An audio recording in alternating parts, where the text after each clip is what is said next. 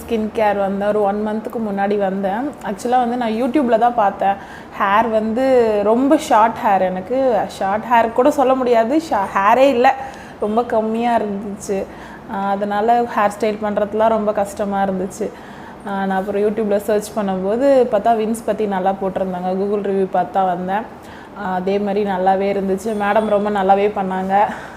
இப்போ எனக்கு வந்து அந்த எங்கேனாச்சும் கிளம்பணுன்னா வந்து ஏதாச்சும் பண்ணி நம்ம ஹேரை பண்ணி கிளம்பவே ரொம்ப லேட் ஆகிடும். இப்போ வந்து எனக்கு அது ரொம்ப ஈஸியாக இருக்குது. நம்ம ஒரு ஹேர் வாஷ் பண்ணான்னா கூட அது பாட்டு போனிடெயில் போட்டு நம்ம பாட்டு போயிட்டே இருக்கேன். அது ரொம்ப நல்லா இருக்குது. 1 மந்த் ஆகிடுச்சு, நல்லாவே இருக்குது. அந்த மற்ற இடத்துல எப்படி பண்ணுறாங்களோ தெரியல, இங்கே ரொம்ப நல்லாவே இருக்குது எனக்கு. இப்போ ஐப்ரோஸ் ப்ளேடிங் பண்ண வந்தேன்.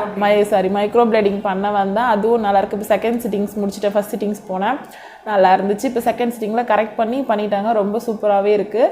கண்டிப்பாக நீங்கள் வரலாம். ஆக்சுவலாக ஃபேஷியல் கூட நான் பண்ணேன், ஒரு ஃபேஷியல், அது நல்லா ஹைட்ரா ஃபேஷியல் பண்ணேன். அது ரொம்ப நல்லா இருந்துச்சு. அதாவது என் ஸ்கின் டைப்க்கு எந்த ஃபேஷியலும் ஒத்துக்காது. இங்கே வந்து அந்த ஃபேஷியல் வந்து எனக்கு என் ஸ்கின் டைப்புக்கு ரொம்ப நல்லா இருந்துச்சு. ஆனால் நான் ரொம்ப லாங்காக இருந்து வர்றதுனால என்னால் ரெகுலராக கண்டினியூ பண்ண முடியல. நான் வரும்போதெல்லாம் அதை பண்ணிக்குவேன். ரொம்பவே நல்லா இருக்குது. பாருங்கள், ஹேரும் நல்லாயிருக்கு, ஐப்ரோஸும் நல்லாயிருக்கு, ஸ்கின்னும் நல்லாயிருக்கு. நீங்கள் கண்டிப்பாக வரலாம் இங்கே.